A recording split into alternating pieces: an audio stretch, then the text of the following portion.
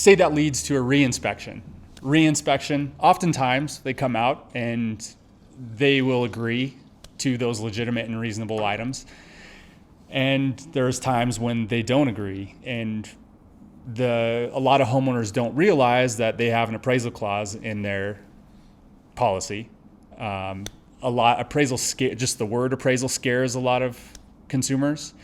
But it's actually a really effective tool once they become stonewalled and they've gone through all those steps and they're still not getting what they need. So if a woman had a diamond ring, they wanted to determine the value of the diamond ring, they would go to an expert in jewelers and have the diamond ring appraised by an appraiser. Why would they be afraid to have their diamond ring appraised by an expert in jewelry assessment? Or let's say a gentleman had a 67 Mustang. He wouldn't take it to Ford to find out how much the car's worth. He would go to an expert in classic cars to have the car appraised. Why would he be afraid to have the car appraised? All he's doing is having an expert affix a value on the car or on the diamond ring. An insurance claim is no different. All the appraisal clause says is that a panel of experts is going to determine the amount of the insured's loss. How much should the consumer and the claims department have been able to agree on the amount of the loss had there not come an impasse? It's the actual system that's provided for in the policy to be able to resolve disputes between the insurance company and the consumer. That's what the policy says you're supposed to do if there's a dispute. Have an independent panel determine the amount of the insurance. So why would you be afraid to have an independent panel of experts determine the amount of your loss? Because the experts don't have a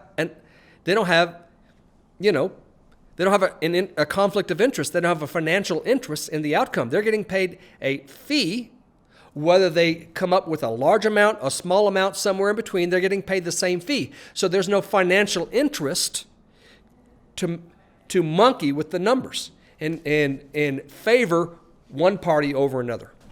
So it's a great opportunity to come to a fair settlement. That's exactly right.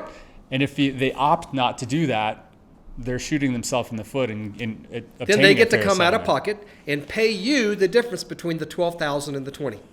Because it's going to cost $20,000. If the insurance company is offering $12,000 and that's all they're going to pay, then you come out of pocket the $8,000.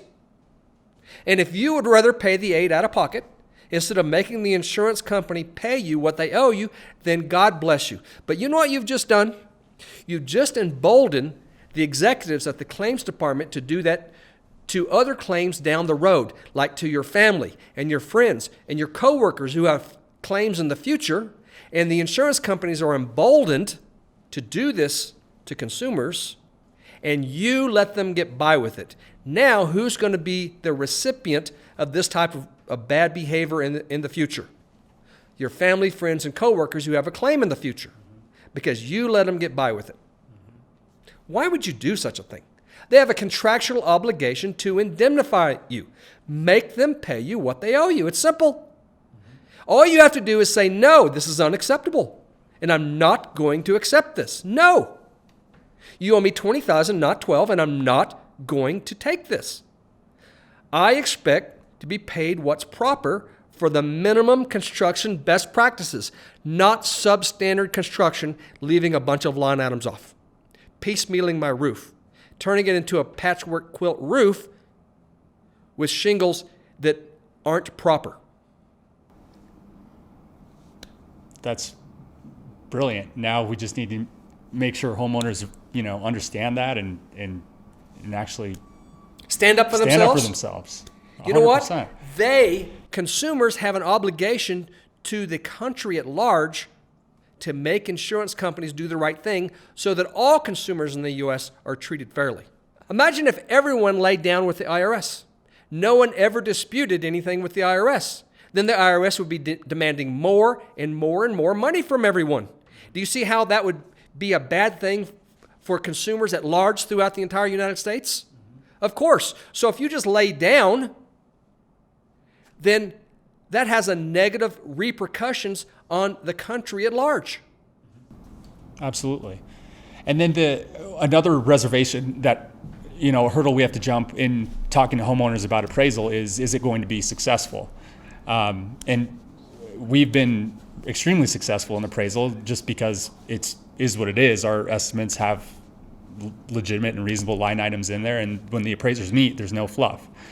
And so also conveying to the consumer that, appraisal is an effective process and it's worth the extra time that it may take. But there's no such thing as a guarantee. There is never anything such thing as a guarantee. In fact, any appraiser or public adjuster or attorney who guarantees that they're going to get you the full $20,000 or whatever the case may be, that rarely happens. Then you need to run away from them because they're lying to you, because there are no guarantees. Maybe a particular appraiser or PA, public adjuster or attorney wins 85, 90, 95% of the cases, but no one wins 100%. No. Maybe they've done 3 and they're 3 for 3. I'm talking about someone who's been doing it volume. Somebody's been doing it for a while. I'm 100%. Yeah, you've done 1. No, I'm talking about someone who actually has experience, and they've done, hundreds, if not thousands. I've done almost 2,000 appraisals, right? And so now, what's the percentage for a guy like me, as opposed to someone who's done like 3? I'm 3 for 3. I'm batting 1,000. So no one wins 100% of the time. Yeah, absolutely.